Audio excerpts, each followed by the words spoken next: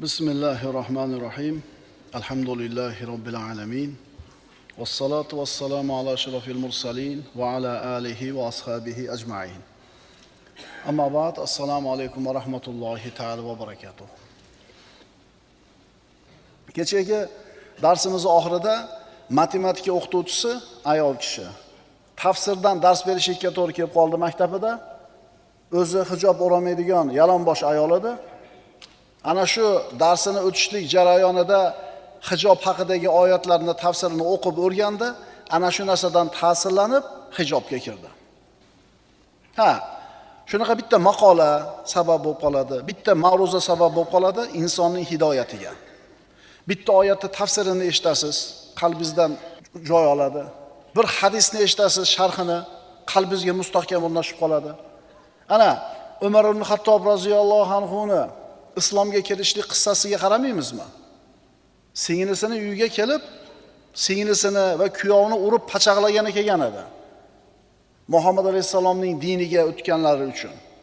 Lekin o'tirib Alloh taolo xohlaganida ana shu Qur'on oyatlari yozilgan sahifani oldi. Bu Toha surasining avvalidagi oyatlar edi. O'qidi, ta'sirlandi, qalbi ochildi, iymonga keldi. Inson mana shunday bir uni saodatli qiladigan shuurlarni, saodatli hislarni topishlik uchun o'qish kerak, ma'ruzalarni eshitish kerak, fikr qilish kerak va saodat degan shuurni topish kerak va natijaga erishish kerak. Endi mana shu topgan shuuri agar topsa, saodatli shuur qalbida yo doimiy bo'ladi, yo vaqtincha bo'ladi. Yo doimiy bo'ladi yoki vaqtincha bo'ladi. Bu nima degani?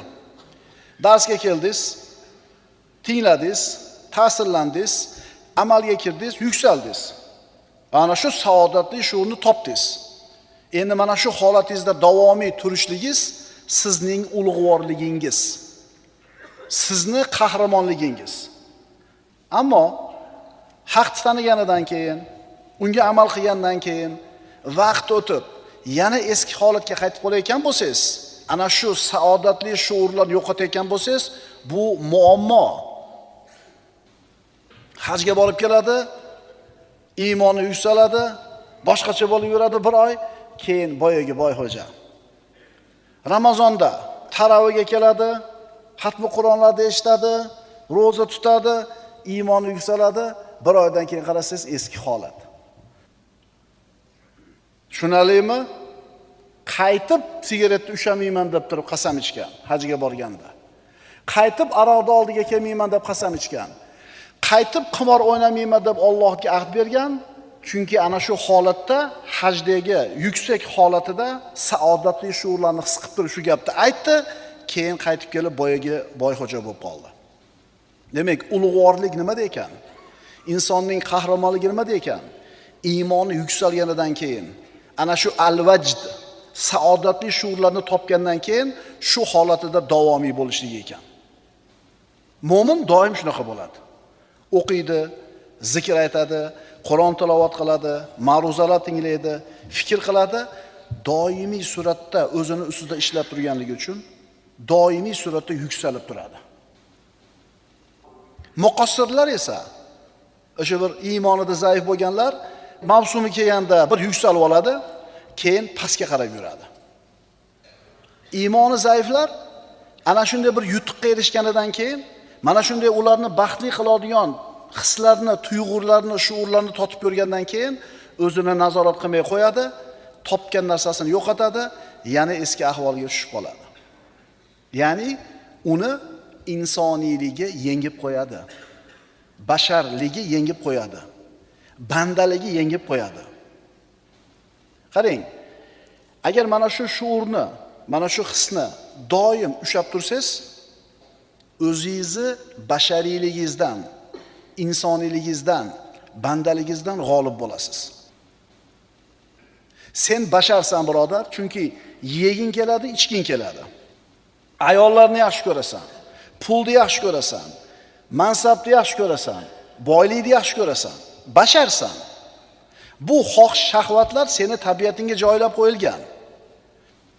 Agar banda biz aytayotgan al-vajd martabasiga yetmagan bo'lsa, uni mana shu insoniyligi, bashariyligi yengib qo'yadi. Natijada shahvatlarining quli bo'lib qoladi.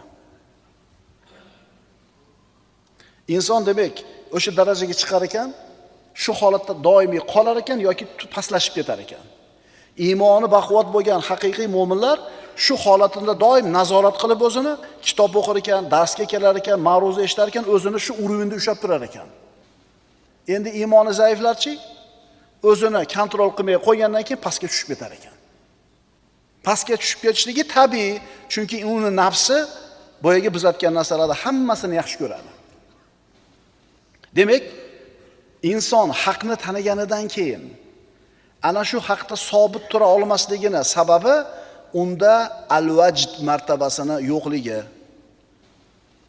Agar al-vajd martabasini, saodatli hislarni totib ko'rganida bu eski holatiga qaytmas edi. Masalan deylik, biz o'zimizning shaharimizda yurib, iymon e'tiqodi bir o'rnida zikrini aytadi, o'zini saodatli his qilib yuradi, amallarda qoyim bo'ladi. Keyin boshqa mamlakatga ishlagani ketadi yoki boshqa shaharga ketadi. U yerdagi ulfatlarni qarasa, ancha johil.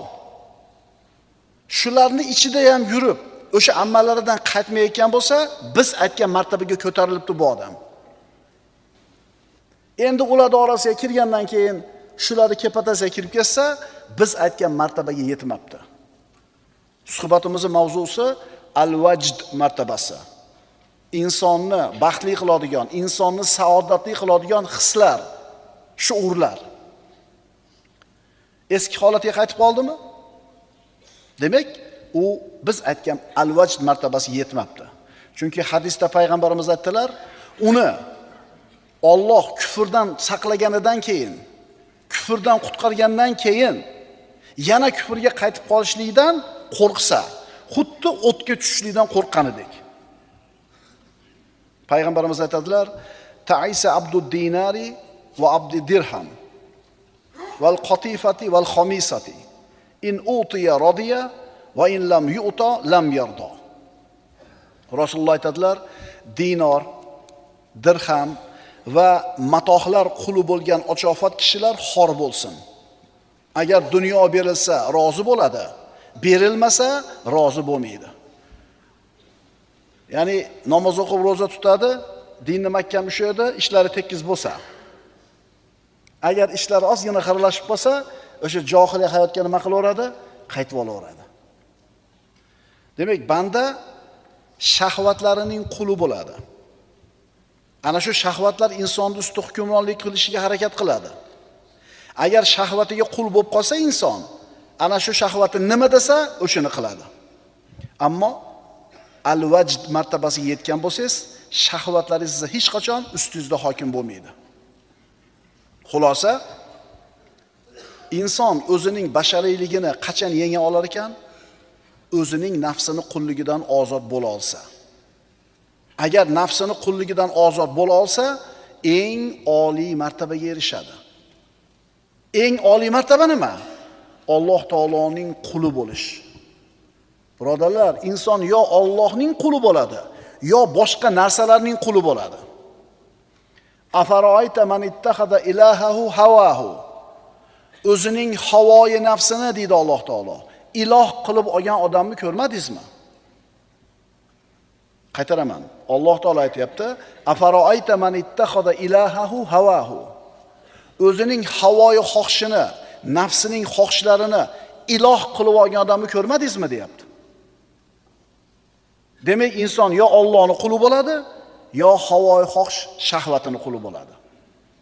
Inson bolasi yetishi mumkin bo'lgan eng oliy martaba Allohning quli bo'lish. Birodarlar, bizchi xolismi, xolamizmi qulmiz. Allohni tanigan odam ham qul, Allohni inkor qilgan odam ham qul. Ob-havoda quli. Shart-sharoitni quli. Insonda nima bor? Insonda yaxshi ish qilish yoki yomon ish qilishlik ixtiyori bor xolos. Boshqa hech qanaqa ixtiyori yo'q. Inson qul, kasallikni quli, kambag'allikni quli, boylikni quli, qo'rquvni quli, vahimani quli. Aytinglarchi bir ozod bo'lgan joyni mutlaq. Bitta. Yo Allohga qul bo'lish, yo havoyi nafsiga qul bo'lishida ixtiyori bor xolos. Astagfiru billah. Va ma xalaqtul jinna val insa illa liya'budun. Men deydi Alloh taolo, jin va insonlarni faqat o'zimga ibodat qilishlari uchun yaratdim dedi. Agar kishi Allohning quli degan martabaga yetib olsa, shaytonga itoat qilmaydi. Havoyi nafsiga itoat qilmaydi.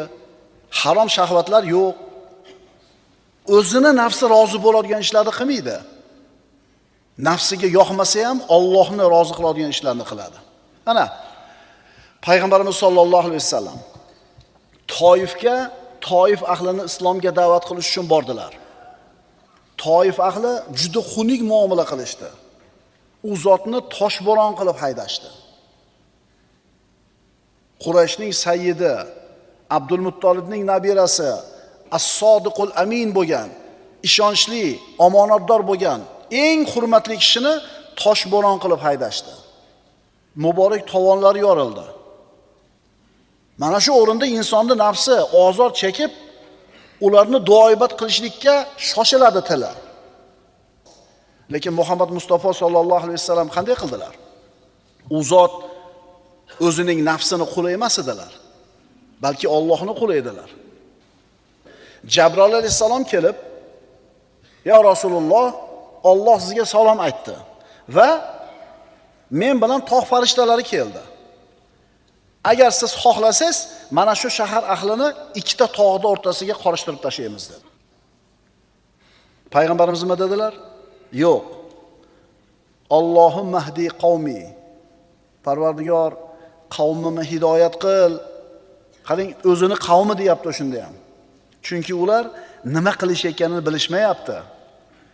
Agar bulardan chiqmasa, shoyat ularning sulbidan Allohni yakkalaydigan insonlar chiqar. Ana ko'ryapsizmi? Allohning quli mana shunday maqomda turadi. Nafsini quli nima qiladi? Duoibat qilib tashlaydi. Biz al-vajd martabasi deyotganda mana shu narsani xohlayapmiz.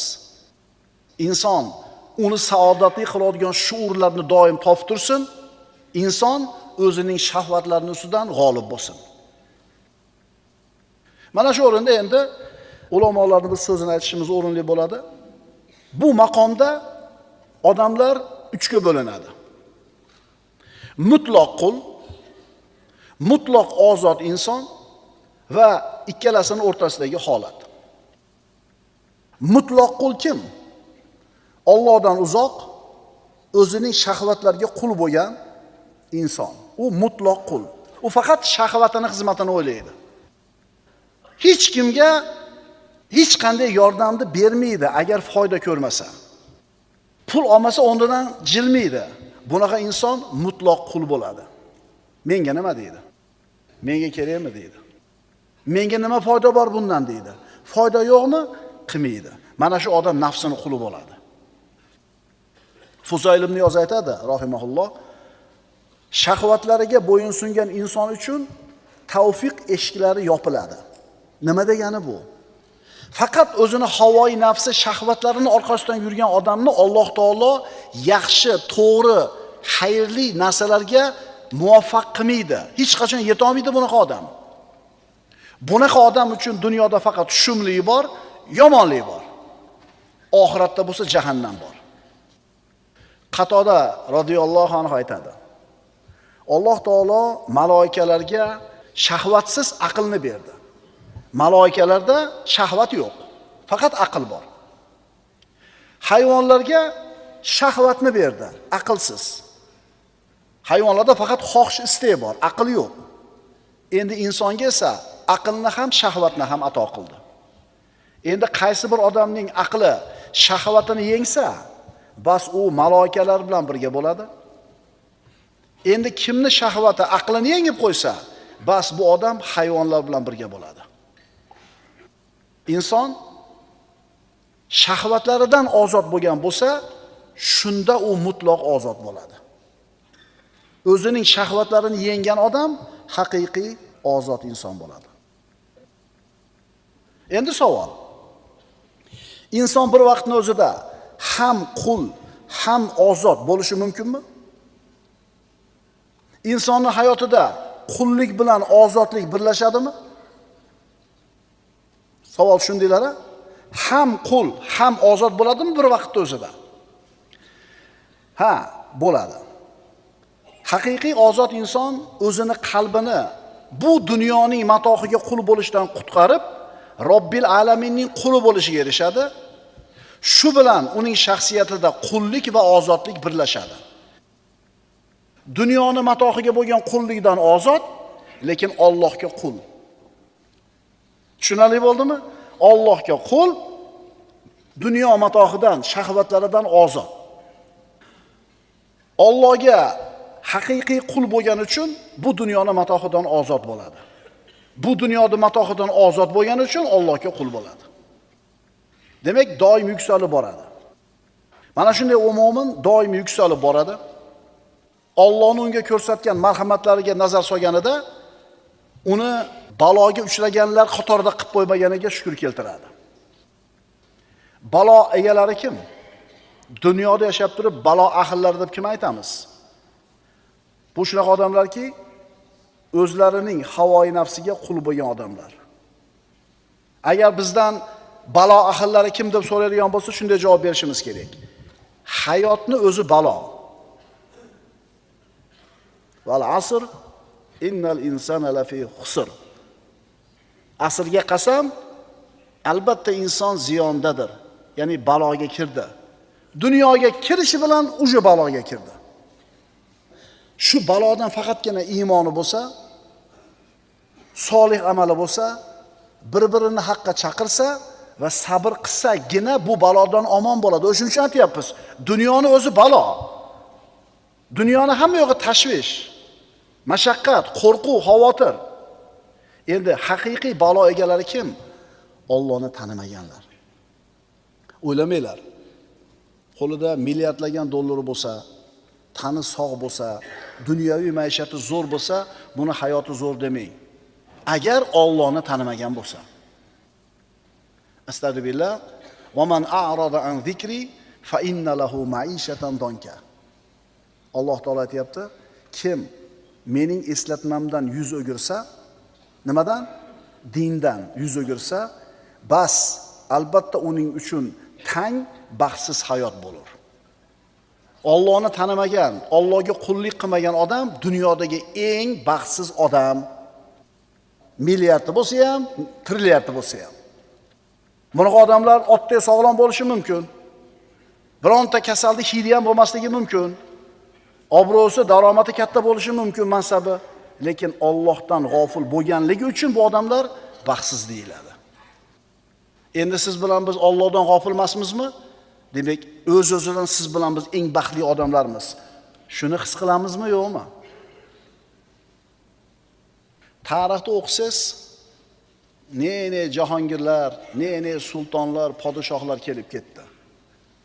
Ana shu taxtga, mansabga, boylikka, saltanatga erishish uchun qanaqa xiyonatlarga, qanaqa bir gunohlarga, harom ishlarga qo'l urishmadi. Kimisidir mana shu bir harom yo'llar bilan yetdi, kimisidir yetmadi, lekin hammasi ketdi. Endi siz o'zingizni baxtli his qiling. Nima uchun? Shunaqa harom ishlarga Alloh taolo sizni burib qo'ymadi. Birovni o'ldirmadingiz. Birovni ustidan tuhmat qilmadingiz. Birovni molini tortib olmadingiz. Siz ham 50 yildan keyin, 100 yildan keyin yo'q bo'lasiz. Ular ana shu mansabga kelguncha nima ishlarga qo'l urganligini o'zlari biladi va Robbilari biladi. Ertaga qiyomat bo'lganda ana shu mansab, ana shu dunyo qo'lingizda bo'lmaganiga hamdar aytasiz. Shuni hozir his qiling. Allohdan bizlarni ana o'sha unga muhabbat qiladigan va iymon lazzatini totadiganlar qatoriga kirishini so'raymiz. Lekin bu darajaga yetish uchun katta mehnat qilish kerak. Sabr qilish kerak, nafs bilan jihad qilishlik kerak. Astagfirullah. Vallazina jahadu fina lanahdiyannahum subulana va innalloha lama'al muhsinin. Bizning yo'limizda jihad qilgan, kurashgan zotlarni albatta o'z yo'llarimizga hidoyat qilurmiz. Aniqki, Alloh chiroyli amal qilguvchi zotlar bilan birgadir. Eng katta jihod inson o'zining nafsi bilan qiladigan jihodi. Al-Vajd martabasini o'qidik. Al-Vajd bu saodatli shuurlar. Din deganda biz nimani tushunamiz? Aqida, ibodat, axloq, muomala, farz, harom. Lekin haqiqiy din deganda biz yana shuurlarni ham tushunishimiz kerak.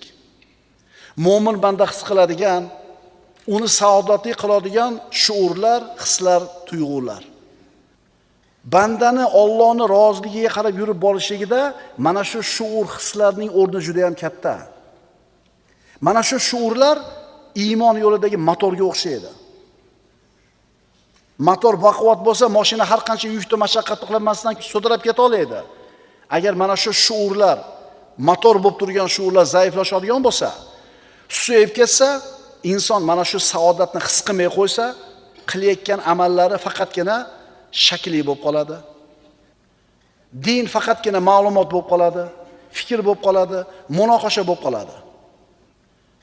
Agar bu holatda dinni ushlaydigan bo'lsangiz, sizni din malolantiradi. Din odamlarni qiynaydigan quruq amallarni o'zi bo'lib qoladi. Ana shu shuurlari, hislari bandani Alloh sari yetaklaydi. Alloh azza va jalladan siz bilan bizni ham mana shu al-Vajd martabasiga yetishimizga muvaffaq qilishligini so'raymiz. Aqulu qawli hada va astagfirulloh li va lakum. Vassalomu alaykum va rahmatullohi ta'ala va barakatuh.